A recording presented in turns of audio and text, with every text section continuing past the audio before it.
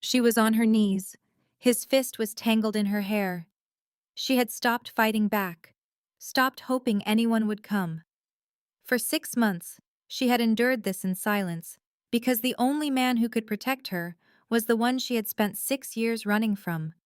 She ran from his world of guns and blood. She ran from his control. She built a quiet life with an ordinary man, and that ordinary man turned out to be her worst nightmare. But tonight, the door opened. And standing in the doorway was the brother she had tried to erase from her life. A billionaire crime boss who had never stopped watching, never stopped waiting, and never stopped protecting her from the shadows. What he saw in that apartment changed everything, and what he did next made Coffee Jones wish he had never been born. She thought escaping violence meant escaping her family. She was dead wrong. This story is a powerful reminder that the people who love us never truly let go, and that sometimes the very thing we run from is the only thing that can save us. If this story grabs you, hit that subscribe button so you never miss what comes next. I have another powerful story waiting for you tomorrow. And before we begin, drop a comment letting me know where in the world you are tuning in from. I love seeing how far these stories travel. Now, back to what happened. The apartment was already damaged, with 3 holes punched into the drywall, when Matteo Lambert, one of the most feared crime bosses in Southern Europe, walked in. He found his sister with her hair twisted in her boyfriend's hand. Shards of a broken mirror sparkled on the floor. A woman was sobbing.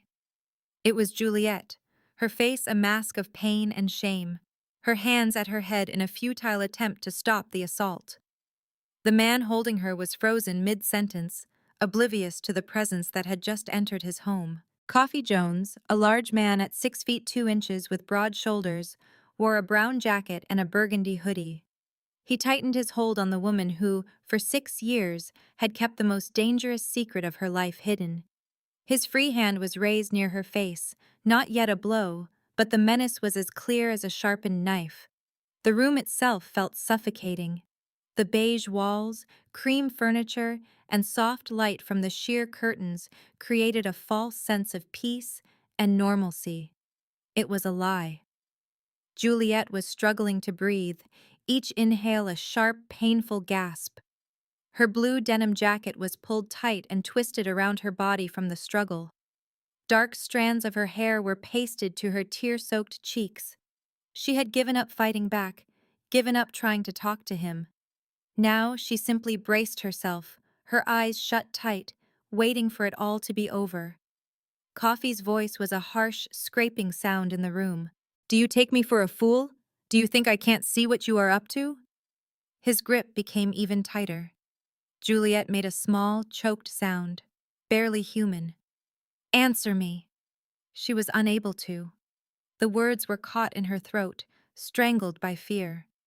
That was the moment the door opened. There was no violence to it, no drama, just a simple turn of the knob. A man dressed entirely in black stepped inside. He wore tailored slacks, a dark shirt unbuttoned at the neck, and a long black coat that moved with a fluid grace. His dark hair was cut with precision. His face was sharp and impossible to read, the kind of face that betrayed nothing until the very last second. He made no sound, offered no warning, and did not charge into the room. He just stood there, his hand resting on the doorknob, and surveyed the scene with the cool, detached eye of a man who had seen much worse and survived. Coffee's head jerked around to face the intruder. In a single heartbeat, his rage morphed into confusion, then into a guarded hostility. "Who in the hell are you? Is this the way you handle my sister?" The question landed with the weight of a stone in a silent pool.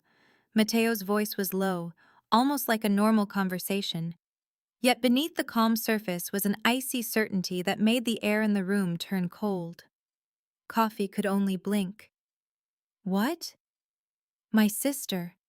Matteo's dark eyes, completely devoid of warmth, shifted from Coffee to Juliet, then back. "Is this how you put your hands on her?" For a long moment, no one dared to move. Juliet's eyes fluttered open, swollen and full of terror. She stared at her brother in the doorway, as if he were a ghost from a life she had long since buried. "Mateo," she breathed. That one word shattered the tension in the room. Coffee's grip on her hair eased almost imperceptibly. His mind raced, trying to put the pieces together. The stranger, the name, and the way Juliet had said it, a mix of recognition, history, and pure dread. "I do not care who you are," Coffee began, his voice trying to find its earlier edge. "You need to get out. This has nothing to do with you." Mateo slightly cocked his head. Coffee Emmanuel Jones, born on April 14, 1992, in Ara, relocated to Geneva in 2019. Your current employer is Mercier Logistics, where you work as a supervisor. This is your address. The lease was signed 8 months ago. You have a joint bank account with Juliet Lambert, opened 6 months ago. A withdrawal was made last Tuesday for $3,200. It was not authorized. Coffee stood perfectly still. "You have an anger management therapist, Dr. Owe," Mateo went on, his voice flat. "You have missed your last 4 sessions. An assault charge was filed against you in 2021. It was dismissed after the witness changed their story. Do you want me to go on?" The blood drained from Coffee's face. Juliet felt his hand fall away from her hair. She carefully staggered back, catching herself on the arm of the sofa to stay on her feet. She was trembling from head to toe. Mateo's eyes remained locked on Coffee. "Allow me to explain exactly what is happening," Mateo said. He stepped all the way into the room, closing the door behind him with a quiet click. "You have just harmed someone who is under my protection. This has created a significant issue. I did not. She is not." Coffee's words tumbled out, his courage dissolving like paper in the rain. "Listen, man. I have no idea what she has told you, but she has told me nothing." Mateo's tone was precise, like a surgeon's scalpel. "She never does. That is why I employ people to watch and to report. They tell me when circumstances change." Coffee's eyes shot to Juliet. She refused to meet his gaze. She could not. "Juliet," Coffee begged, his voice now desperate. "Tell him it is all a misunderstanding." She remained silent. Mateo took a step forward. His movement was not rushed. It was measured, intentional. He came to a stop just a few feet from Coffee. He was near enough to be a clear danger, yet distant enough to appear patient. "I will give you a single chance," Mateo declared, "to tell me why I should not make you vanish." The statement hung between them, an undeniable threat. Coffee's mouth opened, then snapped shut. His hands, the very hands that had been so confident just 1 minute before, now shook by his sides. From across the room, Juliet saw her 2 lives collide. The quiet life she had built was crashing into the violent one she had fled. It was the one moment she had spent 6 years praying would never happen. Mateo glanced at her once, his eyes taking in the fresh bruises on her wrists and the angry red lines on her scalp. He saw how she carried herself, like she was already defeated.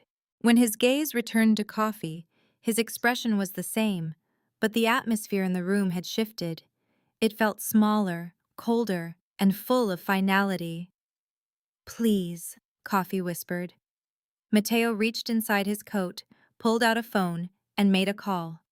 Someone answered on the first ring. "I have a job for a cleanup crew," Mateo said softly. "It is a residence, 1 removal, nothing complicated." He finished the call and stood in silence. Juliet was only 9 years old when she first saw her brother end a man's life. He did not use his own hands or a weapon, just a simple phone call. It was the same kind of call he had just made in her apartment, as Coffee stood trembling before him. She had been hiding behind the study door in their family home, a huge villa near Lyon that smelled of old books and fine cigars.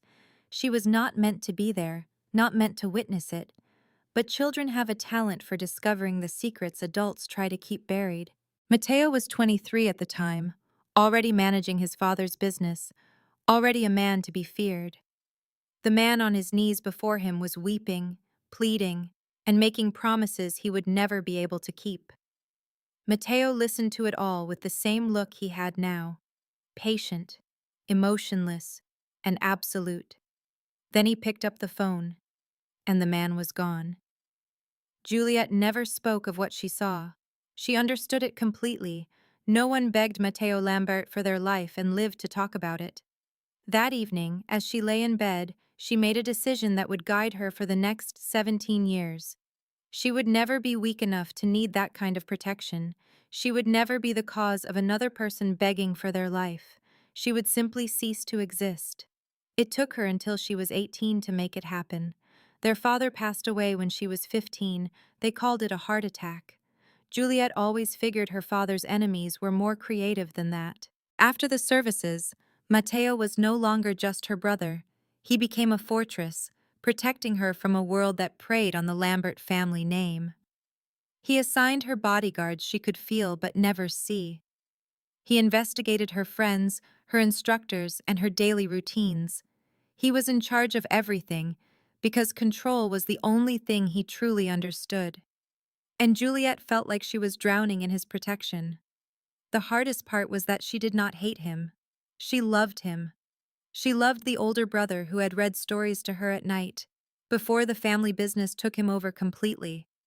She loved the man who never forgot her birthday, even while he was brokering deals worth millions of dollars. But her love for him could not coexist with her need for freedom. So, on a Tuesday in March, just 3 weeks after she turned 18, Juliet Lambert left the villa.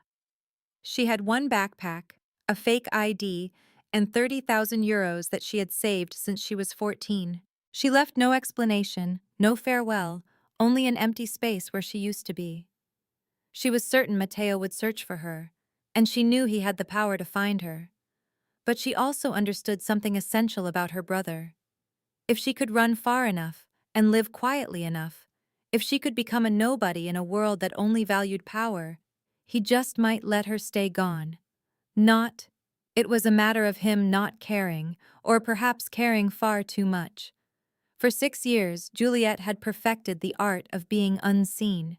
She was a phantom drifting across Europe, touching down in Vienna, Prague, Amsterdam, and finally settling in Geneva. She cycled through aliases, accepted only cash for her work, and secured apartments using intermediaries. She dodged cameras, deflected inquiries, and avoided any action that could trigger an alert in the systems Matteo watched. She became a waitress, a bookstore assistant, a dog walker, simple, forgettable roles where no one questioned a last name or why rent was paid 3 months up front. She allowed herself a single friend, a woman named Claire from the cafe, who never probed into Juliet's history because she was too consumed by her own. It was the most isolated kind of freedom. There were nights Juliet lay awake in those cheap rooms, wondering if Matteo knew her location. Maybe he was observing from afar, permitting her little game of independence while shielding her from dangers she would never perceive. On other nights, she told herself he had forgotten her, that he was too busy expanding his empire to remember the little sister who traded blood for an ordinary life. Either truth was equally painful. She met Coffee on a Sunday in October. He offered her a smile in a bookstore that was effortless, sure, and warm, making her feel present after so many years of fading into the background. They discussed books neither had finished. He drew a laugh from her and asked for her number without any hint of pressure. Their first meeting for coffee bled into dinner, which then stretched into a long walk through Geneva as the city lights flickered on. He was attentive and full of charm. He would ask about her day and genuinely absorb her answers. He never pressed for details when her past remained a blur. He did not ask why she never appeared in online photos or always paid with cash. For 3 months, everything felt perfect. For 3 months, Juliet permitted herself to believe she could have this one thing. Something normal. Something that belonged only to her, completely separate from violence. Then the inquiries began, starting small. Why do you avoid talking about your family? Where did you say you were from? Why do you recoil when my voice gets loud? Soon, the comments followed. You are overly familiar with that man from your job. Why must you have your own bank account? My only goal is to keep you safe. After that came the control. He demanded to know her location, her company, the reason for her delay. He questioned why she smiled at the barista, why a text went unanswered for more than 5 minutes. The first time his hand clamped around her wrist, he apologized instantly. He brought her flowers and swore it would not be repeated. But it was repeated, again and again. Each instance was trailed by apologies, by rationalizations, by pledges that it would all end if she could just stop causing him to feel so worried, so possessive, so enraged. Juliet recognized this pattern. Bodyguards had been her teachers. She was raised among men who used violence as a form of communication. She understood the cycle, the slow build, the inevitable destination of this path. But to leave would require answering questions, making official statements, and drawing notice. To leave would require becoming visible again. And visibility was a luxury Juliet Lambert could not afford. So she remained. She learned to occupy less space, to be quieter, to move with more caution. She cut ties with Claire, avoided her favorite cafe, and eliminated anything that could provoke Coffee's anger. She endured. Until tonight. Until Matteo stepped through her door and witnessed the price of her endurance. Now, standing in her apartment as her brother placed the sort of call that made people vanish, Juliet felt the entire weight of those 6 years crash down into one awful certainty. You can flee from your bloodline, but your bloodline never forgets how to find you. Coffee Jones discovered at a young age that charm was a key to things violence could not unlock. His father taught him this not with advice, but with his absence. An absence enforced by a prison cell after he used his hands on the wrong man at the wrong time. Coffee was 12 years old when that sentence began. He was 16 when his father was finally released, more bitter and with a new resolve to teach his son the lesson he had learned so late. You never show them you are losing control. Control was a form of wealth. Control was strength. Coffee had dedicated his adult life to crafting the image of a man so composed he never had to raise his voice, because people were already eager to do as he wished. This strategy was flawless, until he encountered someone who wanted nothing from him. Juliet was an anomaly from their first meeting. The women Coffee usually pursued were transparent. They craved something from him, be it safety, recognition, social standing, or a reprieve from their own messy lives. He could see that need in their eyes from the first exchange and adjust his strategy. But Juliet, she watched him as if she were trying to determine if he was safe to be near. That first afternoon in the bookstore, he had used his usual approach. Relaxed confidence mixed with self-aware humor, showing just enough attention to appear sincere, but not needy.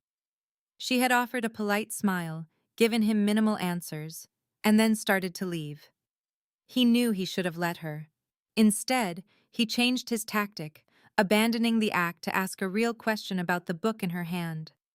It was some French novel he vaguely recalled from school. Her entire posture changed.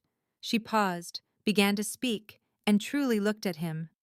At that moment, Coffee felt a sensation he had not experienced in years. He felt as if he had earned a prize truly worth the effort.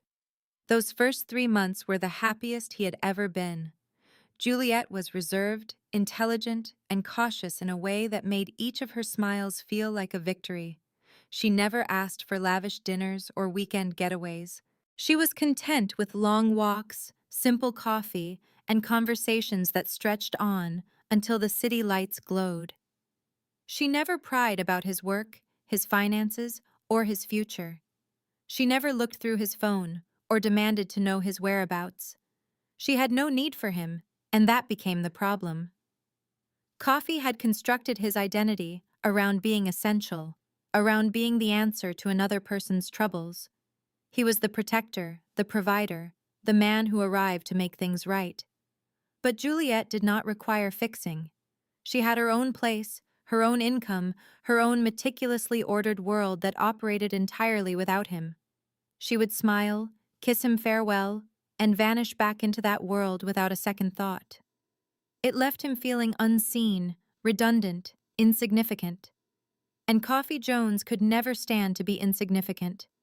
The change was so gradual he failed to see it happening at first. It was a single comment, then a question. "Who is that you are talking to? Why must you stay at work so late?" That man at the cafe was staring at you strangely. Juliet would simply dismiss it with a laugh. She would tell him he was seeing things that were not there. She would kiss him and shift the conversation. But Coffee knew what he saw. He noticed the way other men looked at her, so quiet and pretty and self-sufficient. He saw how she navigated the world as if she needed no one's approval or defense. He sometimes saw a remoteness in her eyes, as if she were revisiting a memory he was not privy to. She possessed secrets, and secrets were a sign that she did not trust him. And if she did not trust him, then what was the purpose of it all? The questions grew more insistent, more direct. He had to know her location, her companions, the reason a text was not answered right away. He told himself it was not because of mistrust, but because he was concerned. Because being concerned meant being vigilant. Because how could he possibly protect her if he was unaware of her activities? Juliet began responding quicker. She started offering details before he even asked. She began returning home earlier, her smiles wider, her efforts greater to prove a point that should have needed no proof. And Coffee felt a sense of ease settle over him. This was an improvement. This was correct. This was the way a relationship was meant to function. He could not recall the first time he grabbed her. That was the most disturbing part. Reflecting on it now, standing in this apartment as a stranger on the phone orchestrated his disappearance, Coffee could not identify the precise moment his hands changed from a source of comfort to a source of fear. There had been a disagreement over something trivial. She had corrected him in front of Claire, her only friend, and he felt that old sharp sting of shame rise in his throat like bile. Back at the apartment, he had demanded to know why she had done it, why she had made him seem foolish, why she could not simply stand by him. She had tried to reason with him, to tell him that was not her intention.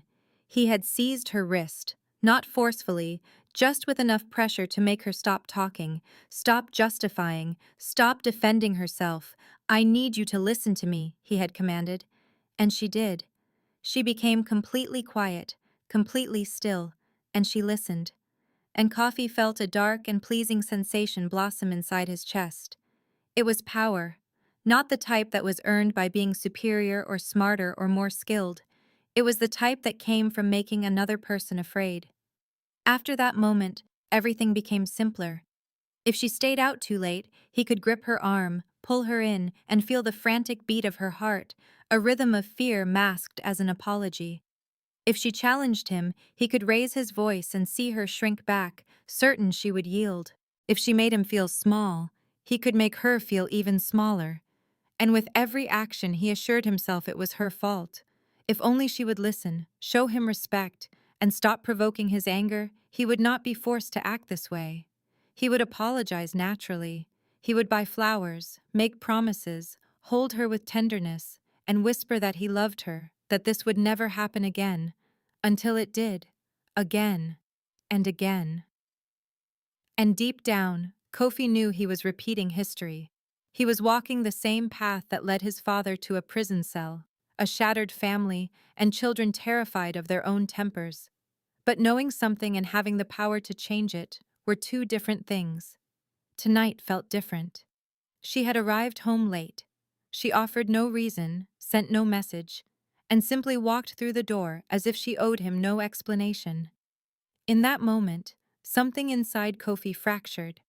It was not a loud or violent break, just a quiet, final snap. He had backed her into a corner, shouting for an explanation, and grabbed her hair when she tried to escape. He needed her to understand. He needed her to see the pain she was causing him. He was going to... The door swung open, and now Kofi was frozen in his apartment, watching a man dressed in black make a phone call that would effectively delete him from the world. He finally grasped the lesson his father learned far too late. Control was never real. It was just borrowed time until someone stronger came to take it. Matteo Lambert could read patterns like other people read novels. A single missed call, a reply to an email that came too late, a purchase from an unfamiliar store at an odd hour. To most, it was just meaningless information. To Matteo, these were stories told through a digital trail. These stories revealed everything he had to know about a person. If they were being deceitful, if they were hiding something, or if they were about to create a problem. This talent was what kept him alive in a business where trust was a weakness, and any error could be your last. It was also the very same talent he had used to watch over his sister for the past 6 years. He did not watch her too closely, never invading her privacy. He had made that promise to himself. Juliet craved her own life. She wanted space. She wanted to be free from a world that smelled of gunmetal and dirty money. He understood her reasons, and he even admired them. But understanding was not the same as abandonment. So Matteo constructed a silent, passive, almost undetectable system. He monitored financial accounts that she believed were completely private. He set up facial recognition software to alert him if she appeared in certain cities. He flagged keywords in databases across a dozen different countries. He never once stepped in, never tried to make contact, and never allowed her to discover his watch. He just observed. For 6 years, the information he gathered told a steady tale. Juliet was getting by, holding down jobs, moving from place to place, and keeping herself both hidden and safe. That all changed 3 months ago. The initial irregularity was minor. A new joint bank account was opened in Geneva. It was out of character, but it did not set off alarms. Juliet had every right to a relationship, the right to trust a person enough to combine their money. Matteo made a note of it. He ran a full background check on Kofi Emmanuel Jones. He discovered nothing that would immediately disqualify him. He had no criminal history except for one assault charge that had been dismissed. His work history was stable. He did not appear in any intelligence files. Matteo filed the information away and kept watching. The second irregularity appeared 5 weeks later. Juliet's spending habits shifted. She no longer visited her favorite bookstore. She canceled her Thursday coffee meetings with her friend Claire. Her grocery bills became smaller, with fewer fresh items. She was buying more pre-made dinners. It was the kind of change that suggested she was eating by herself, even though she was not living by herself. It was still not conclusive proof. New relationships could alter a person's habits. That was expected. But Matteo had learned a long time ago that what is normal is not always what is safe. The third irregularity was what made him pack a bag. There was an unauthorized withdrawal from the joint account, €3,200.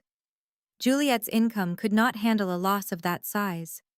She was forced to take money from her emergency savings, the fund she had started when she was 14 years old, the fund she guarded as if it were her own life. Someone was taking her money, and she was allowing it to happen. Matteo was in his office in Marseille, a remodeled industrial building that looked out over the port. The space was all glass and steel with carefully planned views, and he stared at the data flowing across his 3 computer screens. His second-in-command, a perceptive woman named Enz, stood at the entrance. "You are leaving for Geneva," she said. It was a statement, not a question. "Tomorrow." Matteo kept his eyes on the monitors. "I need you to manage the Italian shipment while I am away, for as long as I am gone." Enz came closer, her arms folded. She had been with Matteo for 7 years and knew him well enough to see the stress in his posture, the way his jaw would clench when he fought to think logically about something deeply personal. "What did you discover?" she asked softly. Matteo brought up a financial chart. He showed her the withdrawal history, the changes in spending, and the location data that revealed Juliet's world was shrinking, becoming more restricted and routine. "Someone is cutting her off from the world," he said. "It could just be a normal part of a new relationship. It could be." Matteo shut his laptop. "But Juliet is never normal. She is always careful. She is always in control. She would never allow someone to get close enough to alter her life so completely unless something was very wrong." Enz watched him for a quiet moment. You have not seen her for 6 years. I know she left you. She left this life. I am aware. Your presence there could push her even further away. Matteo stood and buttoned his suit jacket, his motions precise and efficient, like someone who had trained himself to master every small action. If I am mistaken, she can ask me to go. If I am correct. He left the thought unfinished. He did not have to say it. Matteo landed in Geneva on a Wednesday. He did not go straight to Juliet's apartment. That would be a boundary he was not yet prepared to cross. It was the boundary between quiet protection and direct involvement. So instead, he observed. He sat in coffee shops across the street from her office building, watching her show up 15 minutes early and leave the second her shift ended. She never lingered to speak with colleagues. He trailed her to the supermarket and saw her purchase just enough groceries for a single person, despite the fact she supposedly had a roommate. He saw how she always kept her gaze lowered. He saw how she navigated through crowds as if she was trying to remain invisible. He saw how she nervously checked her phone, replying to texts almost instantly as if she feared the consequences of a delay. None of these things were definitive proof, but all of them formed a pattern, and Matteo had created a powerful organization by trusting patterns. On the third day, he finally saw Kofi. The man was standing outside Juliet's office at the end of her workday. He was tall, with a self-assured stance, wearing a casual brown jacket and a burgundy hoodie. He smiled as Juliet came toward him, but the smile never quite reached his eyes. From across the street, Matteo observed their conversation. He watched as Kofi's hand rested on the small of Juliet's back, a gesture of ownership and control. He saw Juliet's shoulders hunch forward just a little, as if to make herself smaller. He saw Kofi lean close and say something that made Juliet nod her head quickly, agreeing to something she obviously did not want. The entire exchange took 30 seconds. It was all the information Matteo needed. His original plan had been to wait, to collect more evidence, to find a delicate and private way to talk to Juliet, to give her the chance to explain or to deny everything, or to tell him to go to hell if she needed to. But later that evening, as he sat in his hotel room on the other side of the city, an alert came to him. It was an emergency keyword flag for a domestic dispute, with reports of raised voices and a physical altercation from neighbors. The address was Juliet's apartment. He was already in his car when the second notification arrived. He was ignoring traffic signals by the third, and when he got to her building and ran up the stairs 2 at a time, he could hear the faint sounds of crying and yelling from behind her door. By the time he forced that door open and saw his sister on the floor with another man's hand twisted in her hair, Matteo was no longer thinking about patterns. He was not thinking about plans or repercussions, or the vow he had made to let Juliet have her own life. He was thinking about the 9-year-old girl, the girl who would hide behind the door of his office, the 18-year-old who left because she loved him too much to see what he was turning into, the sister he had failed to keep safe by giving her exactly what she had requested: space, independence, and the fantasy that she could ever be truly safe without him. He had made a mistake, and Kofi Jones was now going to bear the cost of that error. The fight began over absolutely nothing. That was how they always began. Some tiny detail, something that should have been insignificant, something that in a healthy partnership would have been a simple discussion, maybe a small argument, and then forgotten the next day. But Kofi and Juliet had not been in a healthy partnership for months. She had been late returning from work, 23 minutes late. The traffic was heavier than normal. A streetcar had a problem, the kind of delay that is common in any large city on a Wednesday night. She had sent him a text, she had explained the situation, she had even said she was sorry. Even though she had no reason to apologize, it was not enough. Kofi was standing by the entrance when she came in, his arms crossed, his face locked in an expression she had come to dread, the one that told her he had been building an argument against her in his head for the last half hour, gathering proof of offenses she did not realize she had committed. 23 minutes, he stated. No greeting, no asking about her day, only the accusation. I sent you a text, Juliet said softly, placing her bag down with care. Everything had to be done with care now. Every action had to be controlled to avoid setting off the storm that was already gathering. The streetcar was held up. There was an accident. You could have made a call. I was on the streetcar. I did not want to bother anyone else. You did not want to speak to me. Kofi stepped toward her. That is the real reason. You did not want to hear my voice.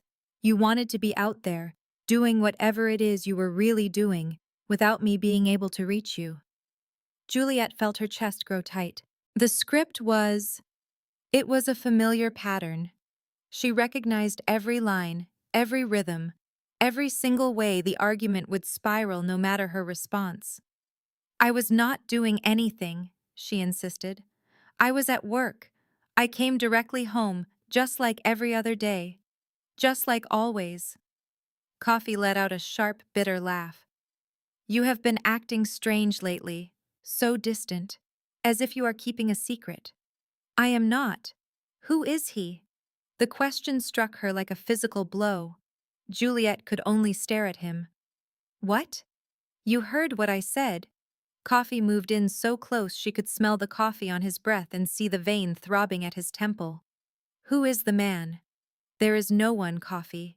There has never been anyone but you. Do not lie to me.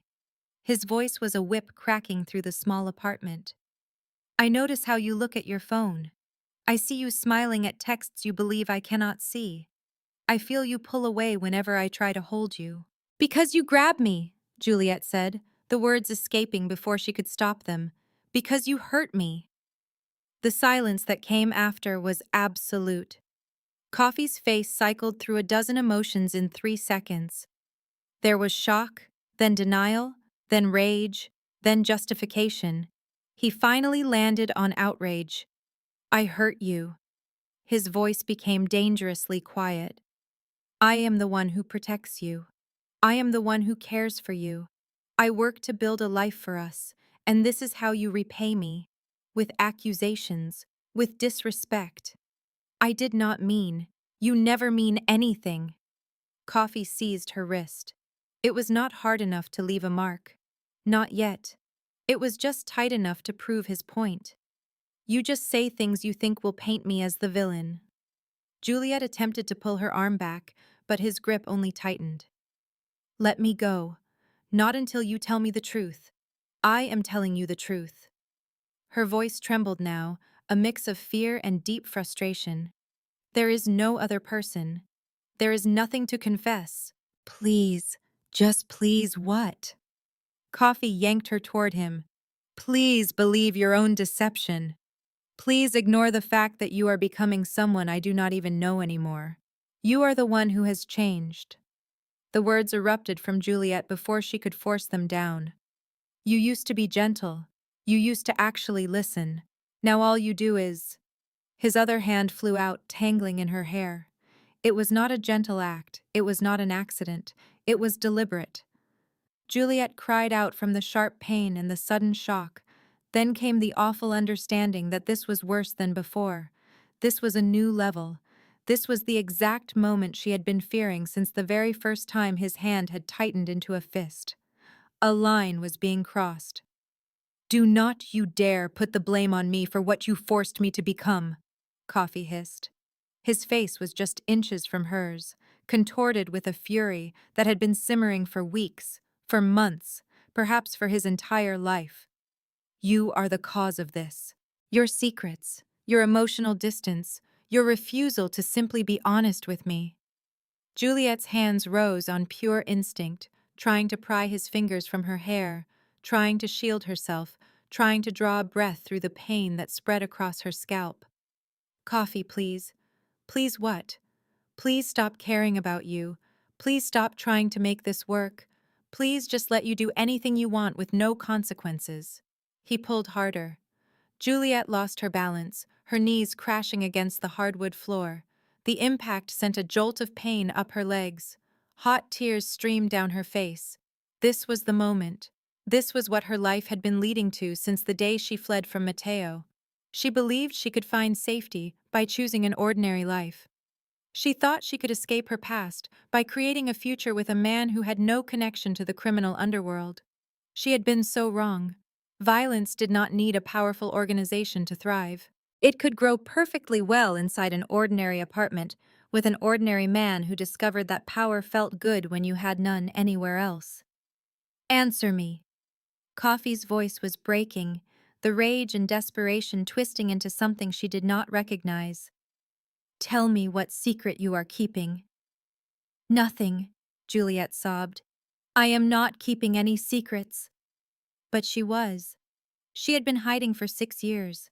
Hiding her real name, her family history, her brother, her entire past. It was not because she did not trust Coffee, though she had been right not to. It was because being invisible meant staying alive. And now, that invisibility was being destroyed. You are lying. Coffee's other hand came up, not as a fist, but as a clear threat. You have always been lying. Juliet squeezed her eyes shut, bracing for the hit, preparing for the final escalation.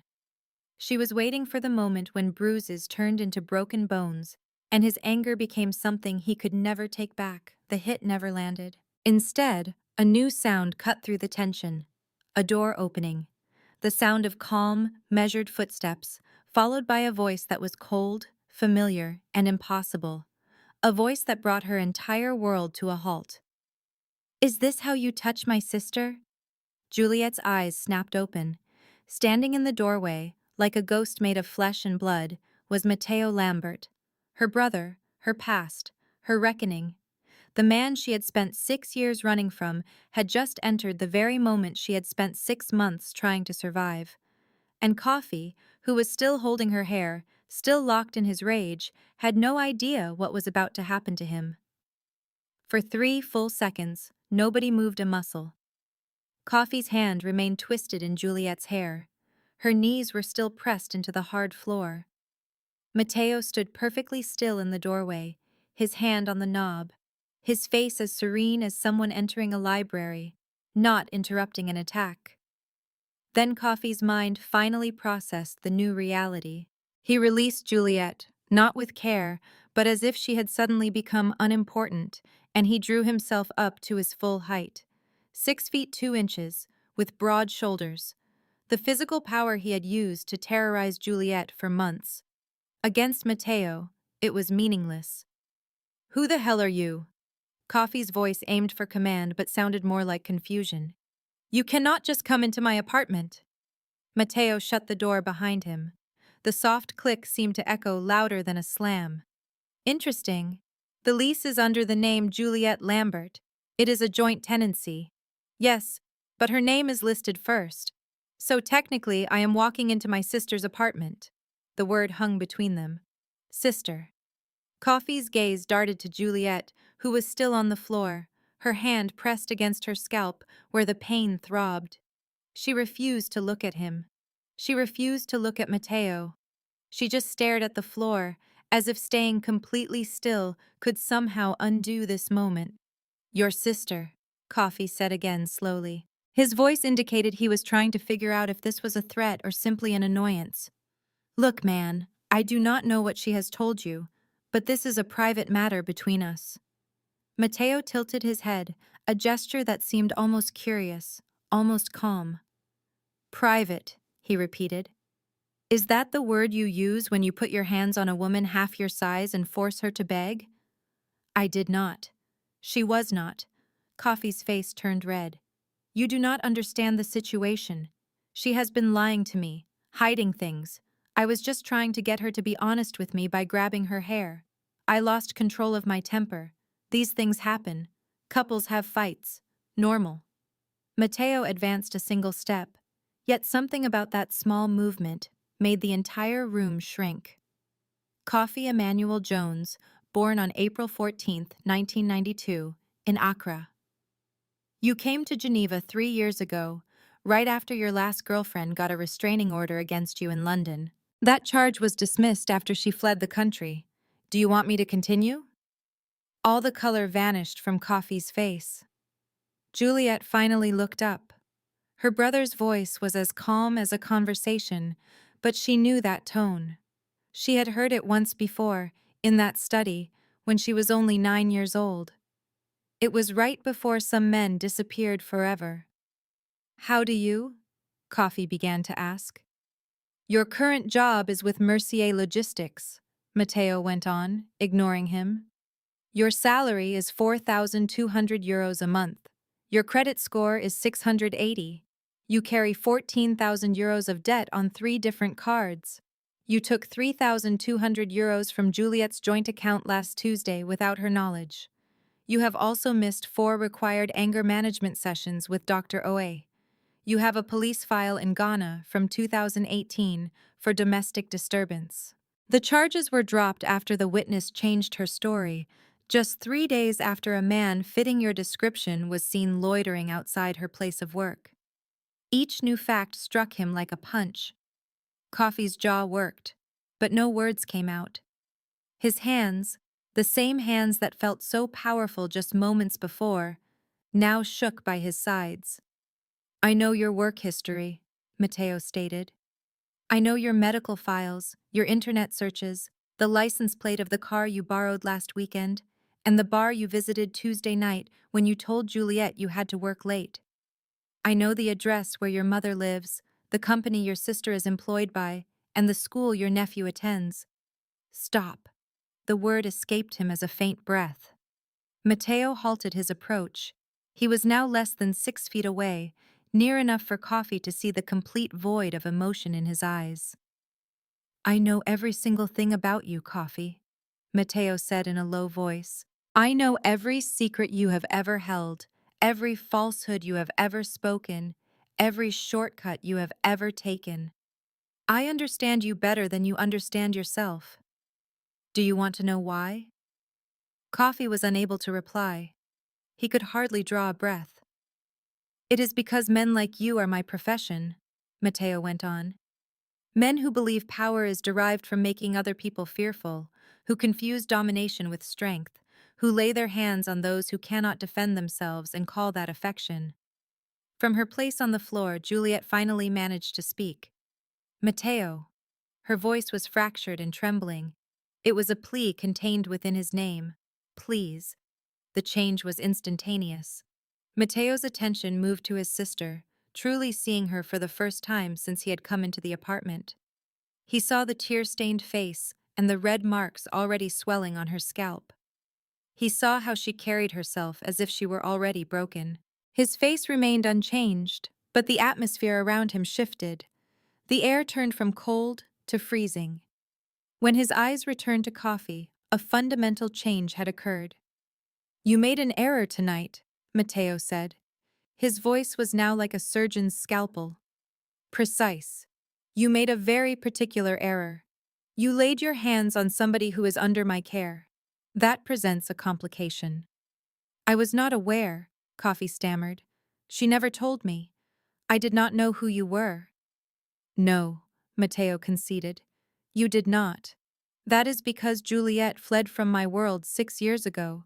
She altered her life, her habits, everything about her existence to create something normal, something secure, something that had no connection to blood and violence. He stopped for a moment, and yet she still found herself on her knees before a man who believes hurting her gives him power. The words struck Coffee with physical impact.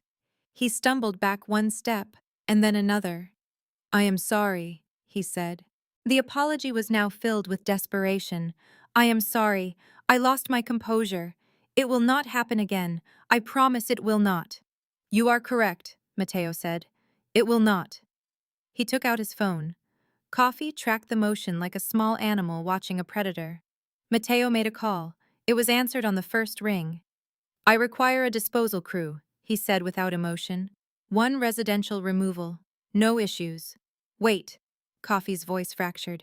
Wait, I beg you. I am sorry. I will go. I will leave this instant. I will never make contact with her again. Please. Matteo finished the call and placed the phone back in his pocket. When he spoke next, his tone was almost soothing. You should have considered that before you seized her by the hair. Coffee's legs buckled. He did not collapse, but simply slid down the wall. All the aggression emptied out of him like liquid from a shattered container. And Juliet, who was still on the floor, observed as her two worlds crashed together with the awful realization that nothing would ever be the same. The disposal crew showed up in precisely 11 minutes. There were no sirens, no flashing emergency lights, just two black sport utility vehicles that stopped at the curb with the quiet competence of people who had performed this task hundreds of times. Coffee heard the cars before he could see them. His head jerked toward the window, his eyes wide with the primal fear that comes from the final knowledge that there is no way out. Please, he breathed again. The word had become hollow from overuse. Please, I will do whatever you want. I will vanish. You will not see me again. I will leave this country. I will. You will do precisely as you are instructed, Matteo said with calm authority. Starting at this moment.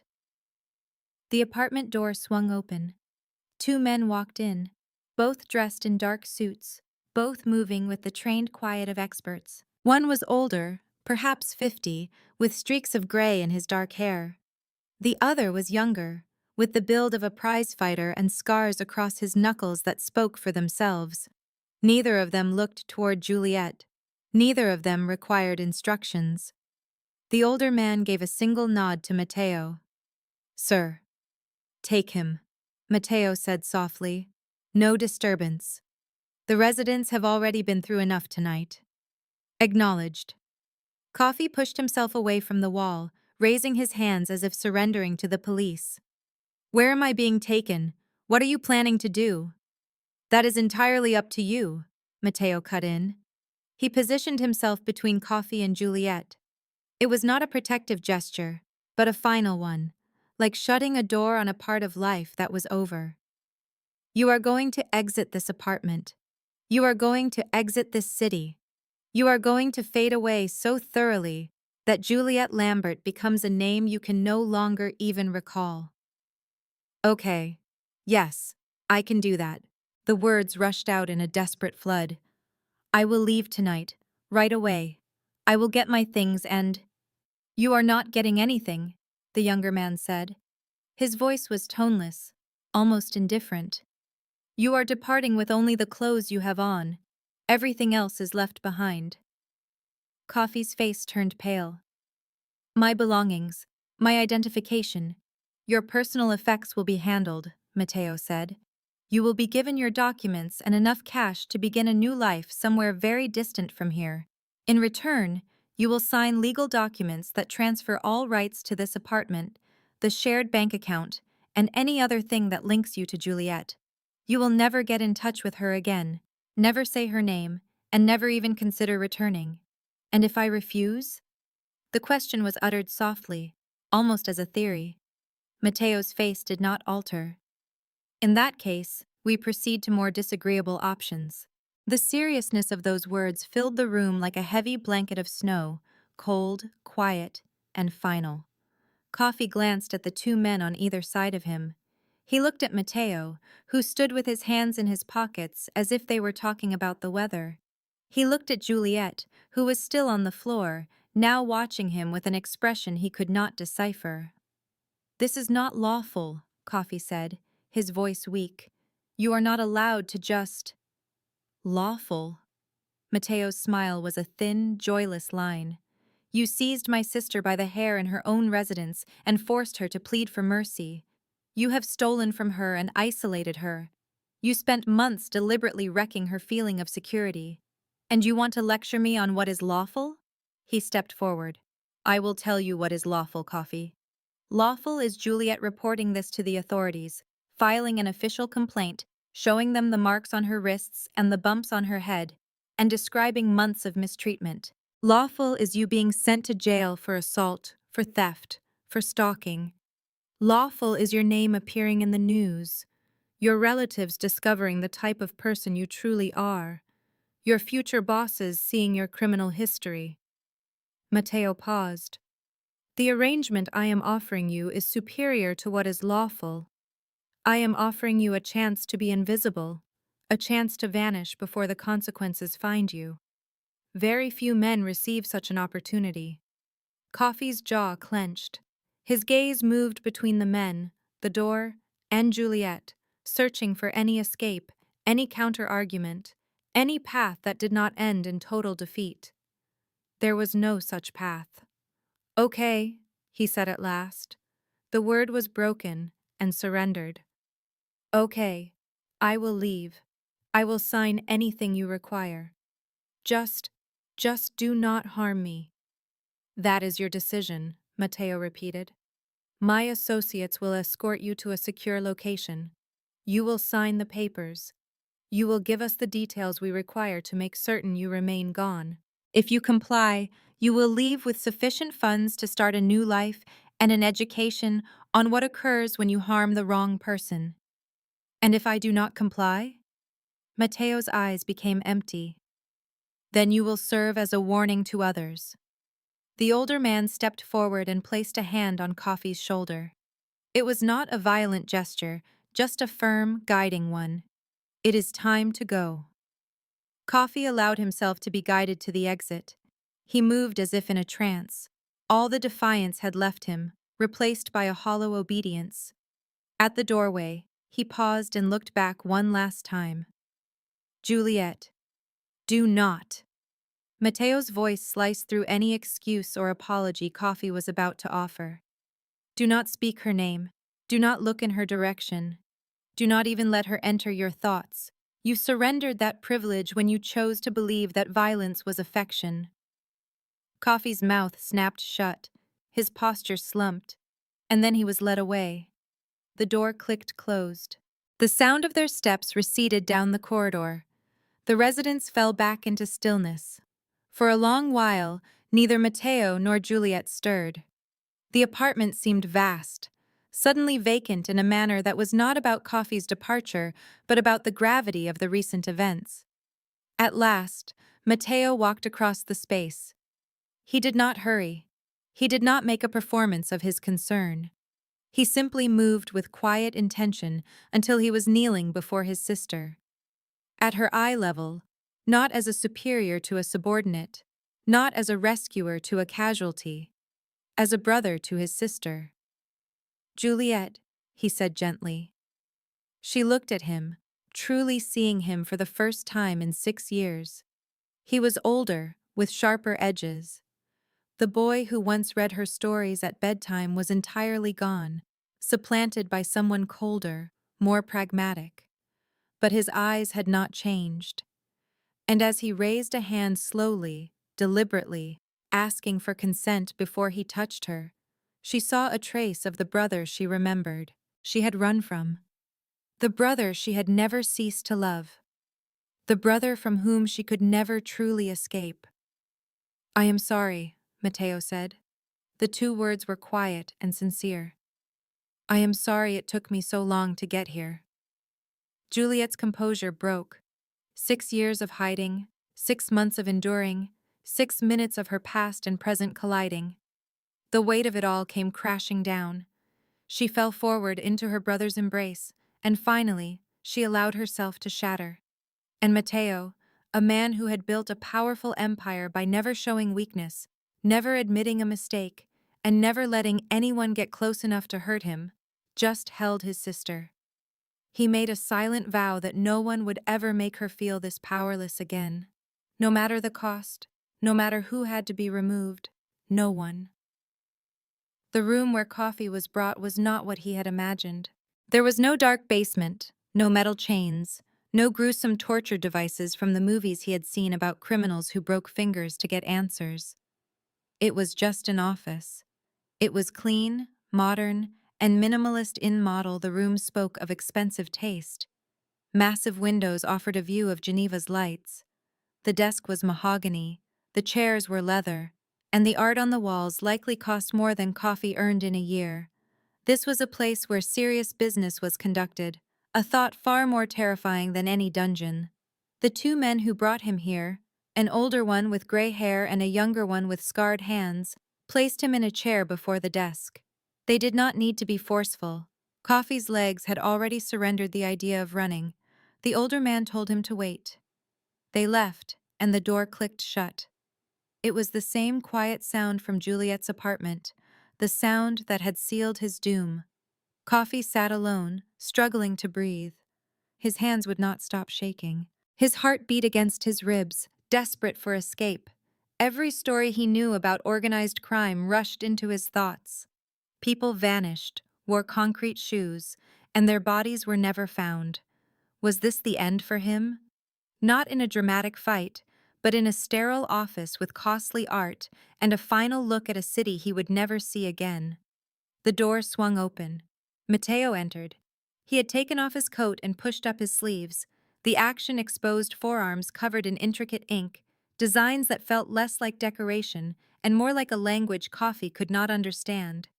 He took a seat behind the desk but did not speak at first.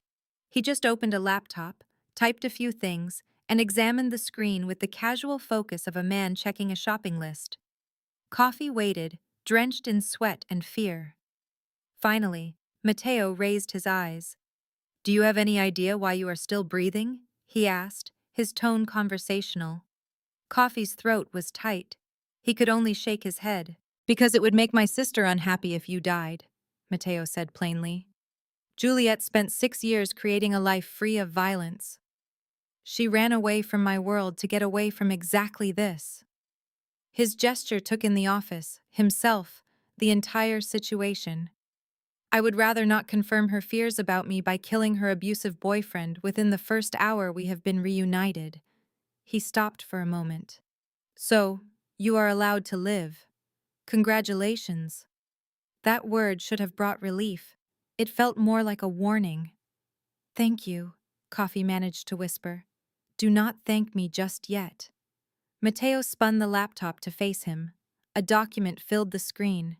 It was pages of dense legal language. "This is your new contract. You are going to sign it. Do you know what it contains?" Coffee looked at the screen. The words were a blur. "No.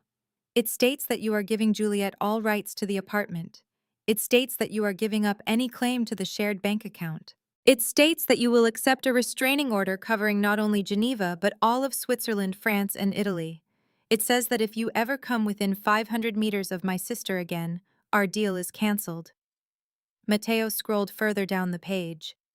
"It also says that you surrender any right to sue me, my associates, or anyone else involved with what happened tonight. You are formally stating that you departed willingly, that no crime occurred, and that you have no reason to involve the authorities. And if I refuse to sign?" Matteo's smile was cold. It never reached his eyes. "Then we will have a very different discussion. That discussion will include the proof I have of your theft, your assault, and the restraining order from London that you broke twice before the woman left the country. It will include calls to your boss, your relatives, and the police. It will ensure that everyone in your life knows the kind of person you truly are." He leaned closer. "I can ruin you with the law, Coffee, in full view of the public. I can make sure you never find another job, rent another apartment, or go on another date without the woman finding your name through a simple search and seeing pages of your documented cruelty. I can accomplish all of that without laying a hand on you." The threat filled the room. "Or," Matteo went on, "you can just sign the paper. You can take the money I am offering, which is enough for 6 months of living somewhere far away. You can vanish without a sound. You can start a new life, and you can learn from your mistake." Coffee's hands were trembling as he reached for the pen on the desk. "Where do I put my name?" 20 minutes passed. He initialed every page, he accepted every condition, he destroyed every connection. Matteo pushed an envelope across the desk. 10,000 euros in cash. The amount is final. Do not ask for more." Coffee grabbed it with shaking hands. "A train for Milan leaves in 2 hours," Matteo informed him. "My men will take you to the station. You will board that train. You will never try to reach Juliet again. You will not say her name. You will not share this story. Is that clear?" "Yes." "Do you know the consequences if you violate this agreement?" Coffee nodded his head. He knew exactly. Matteo stood up and buttoned his cuffs with sharp, efficient motions. "You made a decision tonight, Coffee. You decided to harm someone you believed was weak, someone you believed was without protection, Someone you believed you could injure without any repercussions. He moved around the desk and stopped directly in front of Coffee's chair. You were wrong on all 3 points. Juliet is not weak. She has never been without protection, and every action has a consequence. Mateo's voice became a low whisper. The only reason you are leaving this room on your own 2 feet is because my sister told me to stop. It is not because you deserve any mercy. It is not because you have earned any forgiveness. It is because she said my name, and I was reminded that she fled this life to escape this very type of violence. He stood up straight. For that reason, I am giving you her wish. A clean break. No violence, no body, only your absence. Coffee got to his feet on unsteady legs. The envelope felt impossibly heavy in his hand. But if you ever, and I mean ever, go near her again, Mateo spoke again, I am going to erase what she requested. I will only hold on to what you have done. The next time we have a conversation, it will not conclude with train fare and money. Is that clear? Yes. Say the words. I understand. Coffee's voice cracked. I will not contact her again. I will never return. I promise. Mateo observed him for a long moment before giving a single nod. Good. He pushed a button on his desk and the door swung open. The 2 men from before entered the room. Escort him to Cornavin, Mateo instructed. Make certain he boards the train to Milan. After that, he is no longer our concern. The older man nodded. It will be done. They stood on either side of Coffee and led him to the door. At the exit, Coffee paused and looked back. For whatever it is worth, he murmured, I really did love her. In the beginning. Mateo's face remained a mask. Love does not involve putting your hands on someone, he stated. You felt possession, and possession is not love, it is simply control with a prettier label. Coffee could not find a reply for that. He walked out. The door clicked shut, leaving Mateo by himself in the office. He gazed at the city lights, his thoughts on his sister, who was crying in an apartment 40 minutes from there. He thought about the 6 years she had lived as a fugitive, and about the vow he made to himself when she was a 9-year-old girl hiding behind his door. He had let her down that day by showing her his world. He had let her down a second time by giving her the separation she requested. He would not let her down a third time. No matter the effort, no matter the price, nobody would ever harm Juliet Lambert again. Juliet had no idea how long the tears lasted. Time lost all meaning the second Mateo came into the room. Minutes bled into hours. It all became a single, continuous present, where the only thing that felt real was her brother's arms holding her. The cautious, gentle way he supported her, as if she would break into pieces if he loosened his grip. Finally, the crying ceased. It was not because the hurt was gone, but because her body had no more methods left to show it. She shifted back from him slowly. Mateo released her instantly. He did not hold on, did not push for a comfort she was not prepared to accept. He simply created distance and waited. Juliet's eyes scanned the apartment. Nothing had changed. The same furniture was there, the same drapes, the same shattered glass covering the floor from where Coffee had smashed the mirror the week before, but it all felt altered. The air was altered, the quiet was altered, she was altered. He is gone. Her voice was raspy and damaged from the crying. Yes. To where? Milan? And then to any place he chooses to flee after that. Mateo got up, walked to the kitchen, and came back with a glass of water. He placed it on the coffee table where she could reach it. He signed documents, giving you ownership of the apartment. He consented to a restraining order that covers 3 different countries. He accepted money, a train ticket, and a very vivid picture of what will occur if he ever returns. Juliet reached for the water. Her hands trembled just a little, was defeated. You did not harm him. It was a statement, not a question, but Mateo replied to it. No, because you requested that I did not. She drank some of the water. It was cool and pure, precisely what she needed but had been unable to ask for. Thank you, she whispered. Matteo took a seat in the chair that faced her. He did not sit on the couch. That would have looked straight at him. No, your violence is born from strength, from command, from constructing empires and defending what is yours. Coffee's violence was born from his own weakness, from his deep insecurities, from a self-hatred so strong that he had to make me feel small so he could feel important. She stopped for a moment. They are not the same. Matteo thought about her words. They both caused you pain. Yes, but I only chose to run away from one of them. The statement settled between them with a heavy weight. For a long while, neither of them said a word. Then Matteo leaned forward, his elbows on his knees and his hands linked together. What do you need, Juliet? Not the answer you believe I want. Not what you feel you are supposed to want. What is it that you truly desire? The question was so basic that it shattered her. Because for 6 years, Juliet knew precisely what she desired. She wanted freedom. She wanted to be unknown. She wanted a normal life. She wanted to be safe. She had managed to get 3 of the 4. She built a peaceful life in a peaceful city with a peaceful job and peaceful habits, and it had failed to keep her safe. I do not know, she confessed. I believed I did. I believed that if I could just remain unseen enough, cautious enough, insignificant enough, I could steer clear of this. Steer clear of you. Steer clear of everything associated with the Lambert name. You did steer clear of me. And see what happened. Her laugh was full of bitterness. On my hands and knees in my own home with a man's hand tangled in my hair, right as my brother enters like some sort of righteous fury. I am not an angel. I know exactly what you are, Matteo. Juliet's voice became firm.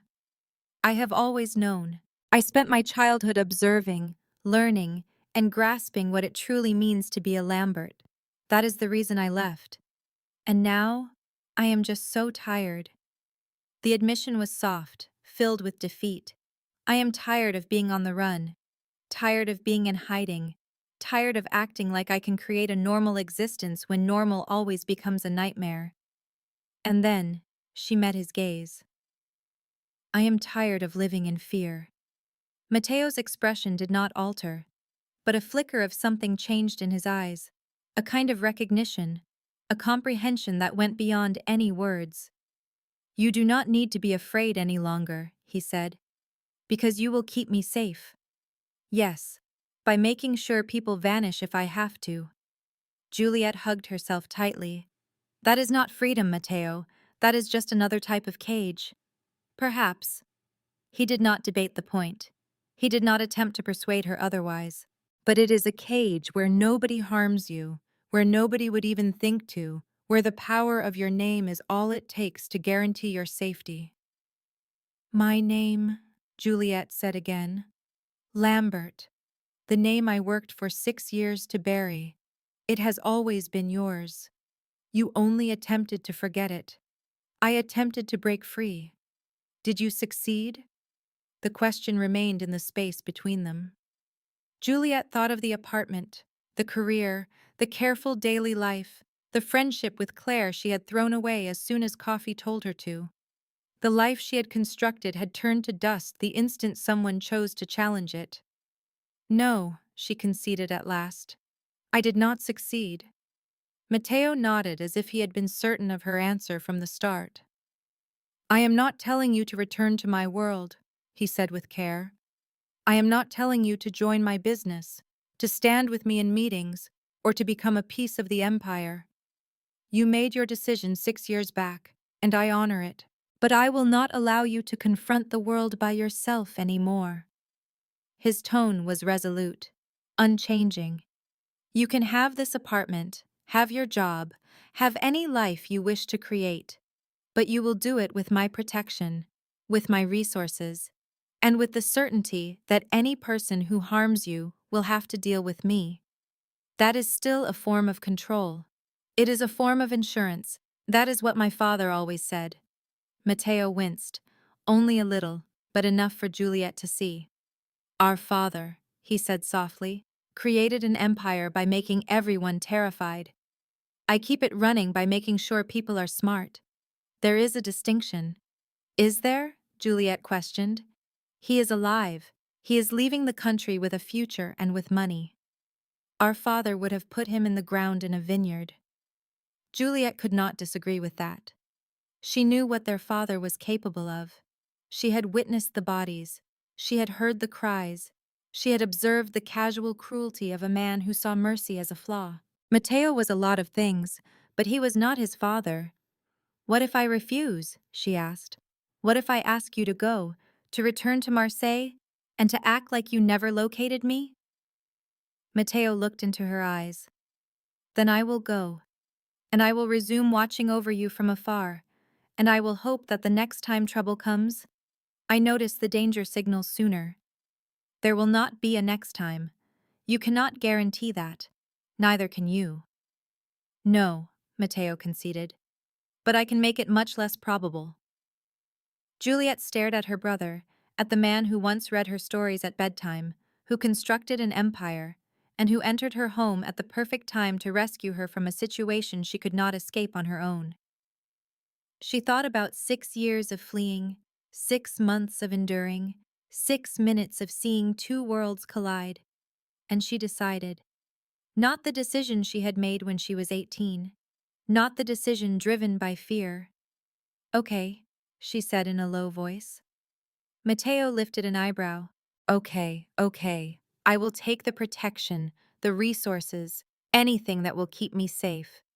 But my life, my apartment, my freedom remain my own. I am not joining your world.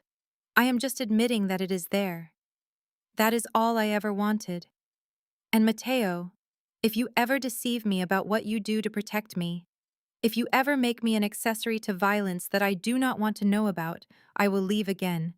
And the next time, you will not be able to find me. He thought about it, then gave a single nod. Agreed. It was not a fix. It was not a cure.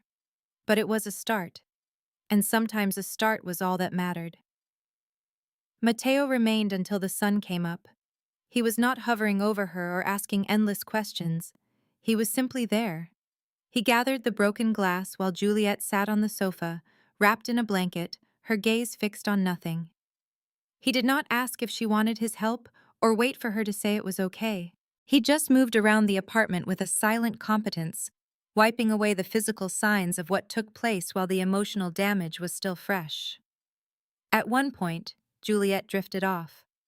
It was not true sleep, but a deep weariness that pulled her down for a few minutes at a time before a sound or a thought would snap her back to awareness. When she finally opened her eyes for good, the apartment was tidy. The glass was gone, the furniture was back in place, and the shattered mirror was covered by a sheet, a temporary fix until a new one could be installed. Matteo was in the chair across from her. He had his jacket on again and looked as if he had not just spent the entire night cleaning up the pieces of his sister's fractured life. "What time is it?" Juliet's voice was scratchy. 6:30. The early light of dawn seeped through the curtains. It was a soft, gray light that made everything seem fleeting. "You should leave," Juliet said.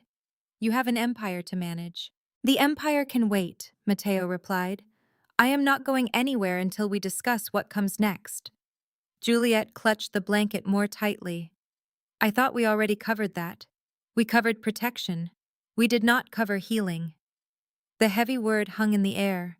Juliet had been avoiding it, avoiding any thought of what happened after she survived.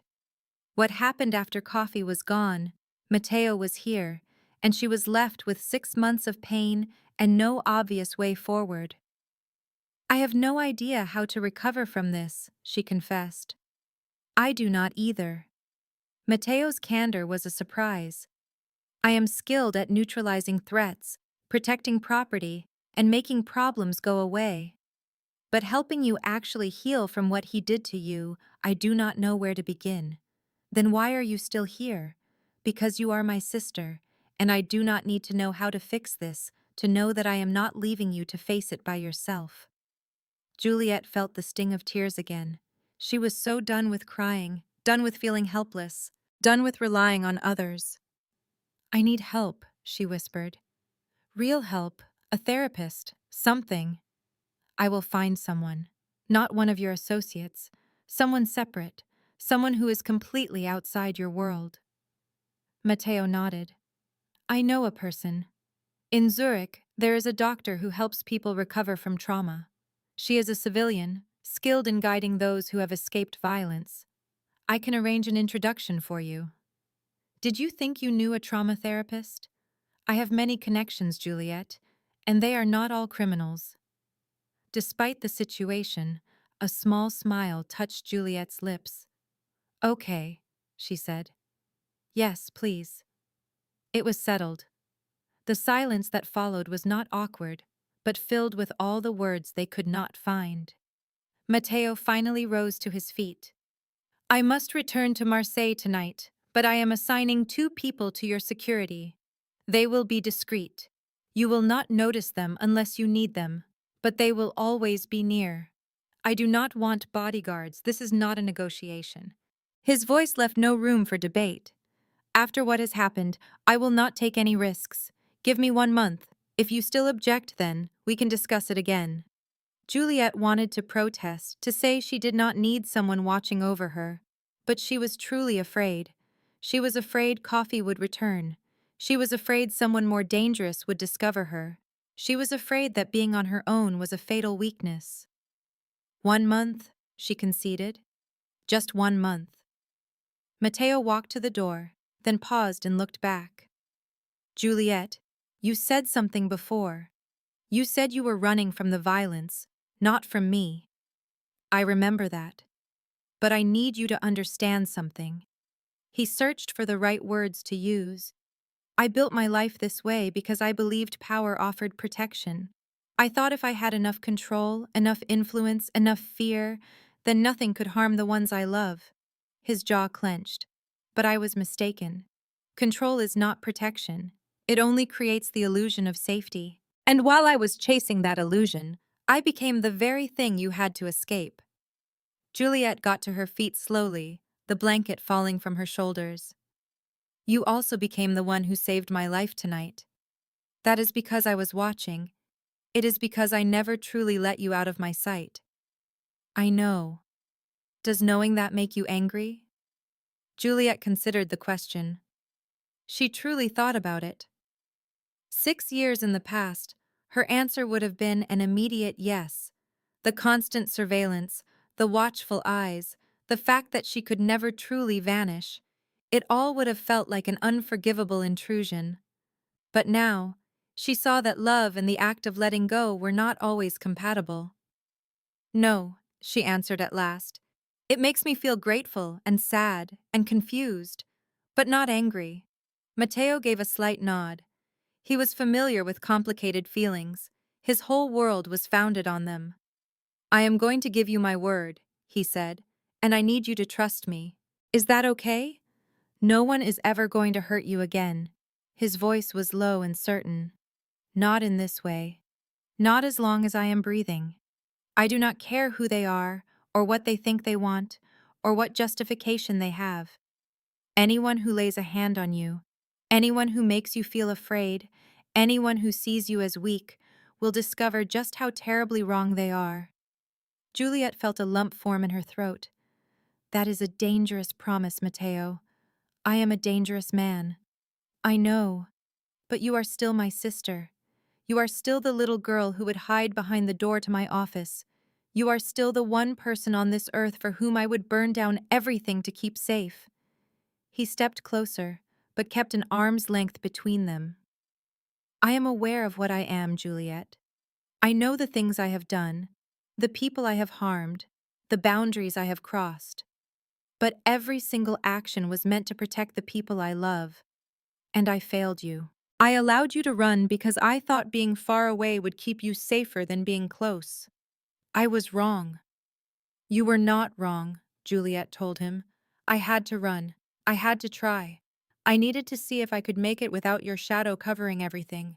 And now, I know that I can survive. But I also know that I do not have to do it by myself. A genuine small smile appeared on Matteo's face. No, he said in agreement. You do not.